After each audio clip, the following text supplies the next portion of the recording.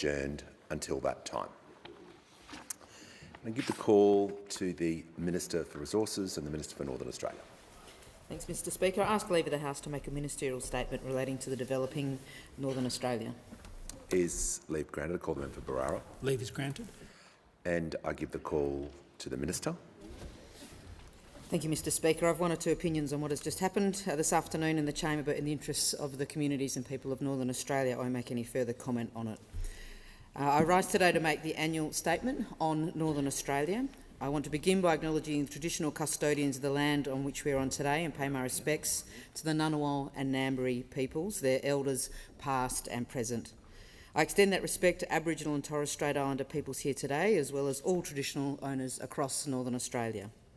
I also reaffirm this government's commitment to the Uluru Statement from the Heart and our commitment to deliver on its recommendations in full. I acknowledge the member for Baranoa and the Leader of the Nationals as the former Minister for Northern Australia, and also Senator Susan McDonald as the Shadow Minister for Northern Australia. Bipartisan support for the North's development is vital for enduring success. I also want to recognise those members of this place that represent the electorates across Northern Australia. In Western Australia, the member for Durack and the northern edge of the member for O'Connor's seat. In the Northern Territory, the member for Solomon and the member for Lingiari. In Queensland, the members for Leichhardt, Kennedy, Herbert, Dawson, Capricornia and Flynn. These members, as well as all the senators from across 3 states, represent the people of Northern Australia. Most of these seats cover vast distances and encounter many challenges.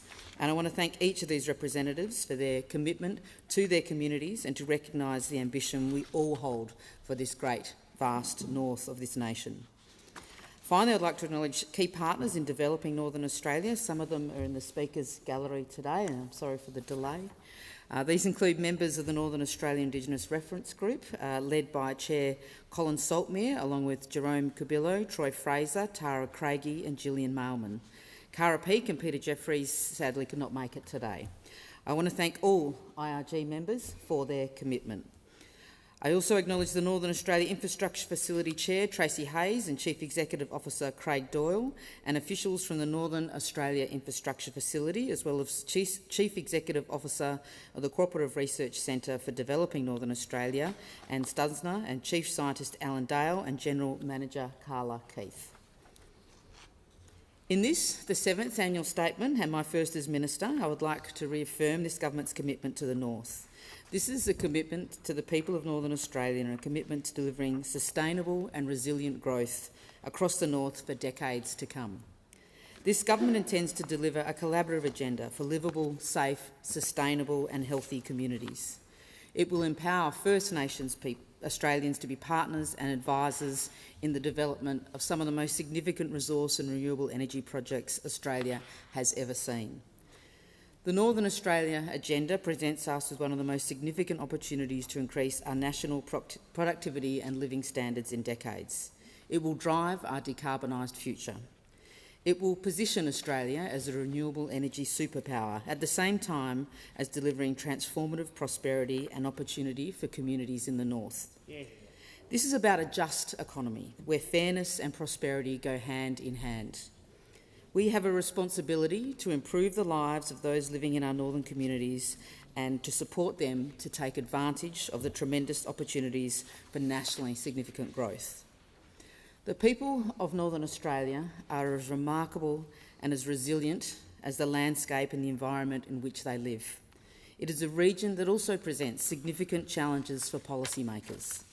Among them are vast distances, a dispersed population, thin markets and economies of scale that don't always lend themselves to traditional modelling.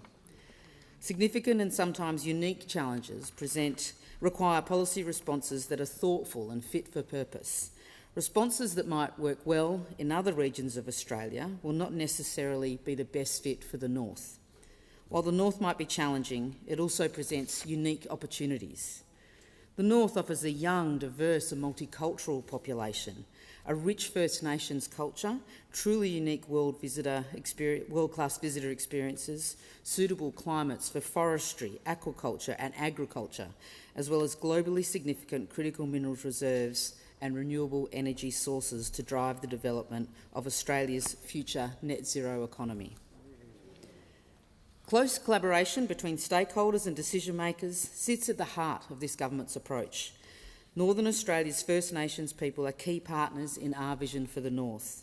Their knowledge, built on tens of thousands of years of traditional custodianship, is informing our policies across a range of portfolios, from cultural conservation, land and ecological management, biosecurity surveillance, culturally appropriate health and housing, to community and justice solutions. In July, I joined an official meeting of the Northern Australia Indigenous Reference Group in Mackay on Yuwabara country. The passion and dedication of its members and the expertise and experience they bring to contemporary policy making is deeply impressive, and I thank each one of them for their commitment and service. The Northern Australia Indigenous Reference Group ensures our First Nations have a strong voice in the Northern Australia policy, and the group is already making a significant contribution. The Indigenous Reference Group has worked to identify how localised business support, individualised workforce development and connectivity are vital for First Nations businesses and communities to prosper in Northern Australia. I look forward to continuing to work with the IRG and collaborating with my colleague, the Minister for Indigenous Australians, to ensure First Australians benefit from ongoing development across Northern Australia. This government is committed to the North, its people and its prosperity. That is why one of my first actions as Minister for Northern Australia was to re-establish the Northern Australian Ministerial Forum. The Ministerial Forum met for the first time since 2019 at the end of October in Darwin on Larrakia country. The forum brought together my state colleagues, Queensland Minister for Regional Development Glenn Butcher, Western Australian Minister for Regional Development, Alana McTiernan, and Northern Territory Minister for Northern Australia and Trade, Nicole Manison. During the meeting, my colleagues and I agreed to a range of priorities to diversify and strengthen the North's economy and support our people.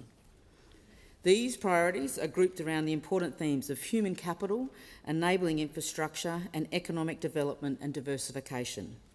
It was the first collective meeting of portfolio ministers representing northern jurisdictions since 2019, and I want to thank its members for their positive and collaborative approach. In May, Australians voted for a change of government, a government that is taking real action on climate change. Australia now has legislated targets of 43% emissions reductions by 2030 and net zero by 2050, and Northern Australia will play a key role in getting there. Critical minerals such as lithium, cobalt, rare earths, platinum and silicon are the foundation for most, if not all, clean energy technologies such as electrical vehicles, batteries and solar panels. Northern Australia's substantial deposits of these critical minerals, combined with the incredible global demand for them, provides an exceptional opportunity for Northern Australia. Those resources will play a crucial role in helping both Australia and the world achieve our net zero commitments. An example of how this government is assisting in developing the new resources economy in the North is in my home state of Western Australia. Our government is investing $250 million into the expansion of the existing Pilbara plant, which Pilbara Minerals produces spodumene concentrate, a key raw material for lithium-ion batteries.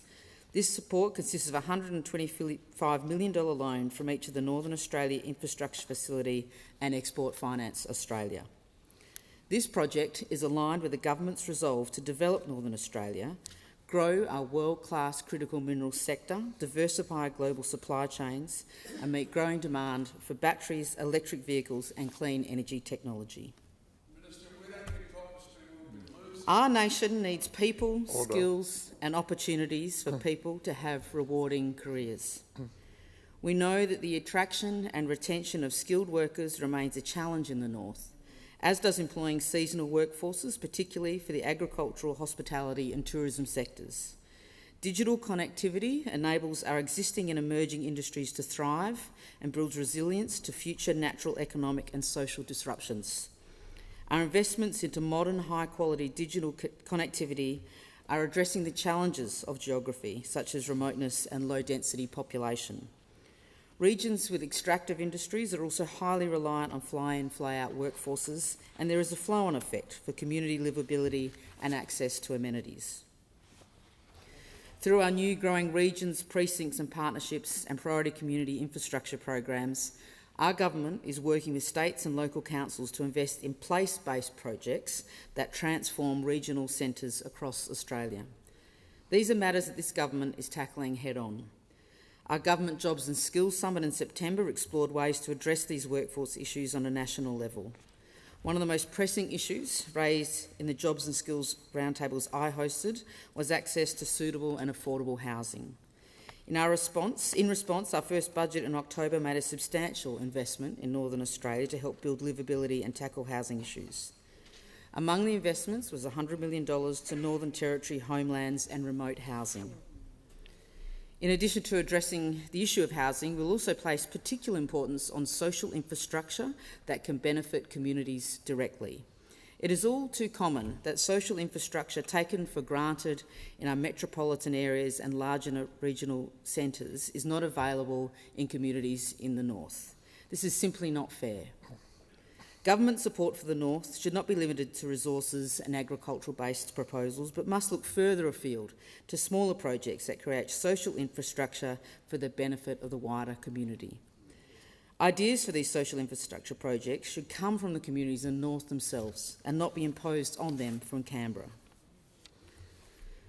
The Northern Australia Infrastructure Facility plays a significant role in supporting the government's regional and Northern Australian agendas, including our ambitions on climate, investing in manufacturing and renewables to create more local jobs and achieving better outcomes for First Nations peoples. The NAIF is financing infrastructure development with $3.9 billion in loans approved for projects to date, with $2.6 billion of which is now contractually committed. These investments are forecast to generate around $29 billion in economic benefit and support more than 14,800 jobs. I'm pleased that in our first budget last month, this government confirmed the additional $2 billion investment in the NAIF. This will ensure we can continue to grow the pipeline of investment into northern economies and boost local employment opportunities. This government's first budget in October saw many new investments benefiting Northern Australia, including in Western Australia, over $430 million to the Tanami Road Freight Highway Upgrade Program in WA, $565 million for common user port facilities in the Pilbara, and up to $70 million for the Pilbara Hydrogen Hub. In Queensland, $150 million for the Cairns Marine Precinct and $50 million for the Central Queensland University Cairns campus in Queensland, as well as $79.1 million for the Townsville Hydrogen Hub and $188 million for the Great Barrier Reef, as well as $400 million for Queensland beef corridors, which will upgrade road infrastructure on the Dawson, Burnett and Leichhardt highways.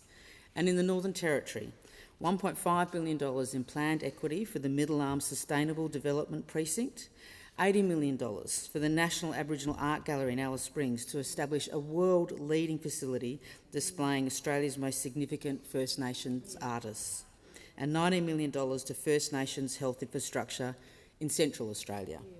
And this is just a snapshot of what is happening in the north.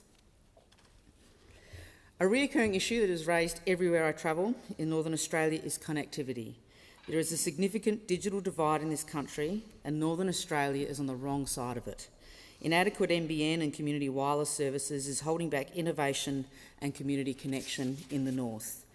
To address this government has committed $656 million through the Better Connectivity Plan for Regional Rural Australia package to help make sure people in the north get the same access to digital services as those enjoyed by the big cities in the south.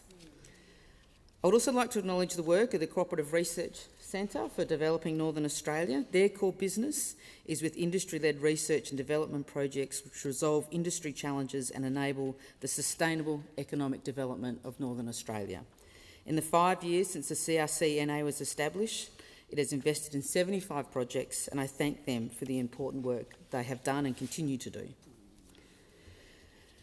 Since being sworn in as Minister, I visited and met stakeholders right across the north, and I've been honoured to meet outstanding Northern Australians committed to their communities. And to demonstrate its commitment to Northern Australia, this government held its first Cabinet meeting outside of Canberra in the north, at Gladstone in Queensland in June. As the Minister for Northern Australia, it is my ambition that Northern Australians should be able to enjoy opportunities, services and a quality of life as good as or even better than anywhere in Australia. Most people in Northern Australia would not swap their lifestyle for the world, but many rightly worry that their communities have been left behind as much of the prosperity generated in the north is seen to provide a much greater benefit to the big cities and towns in the south.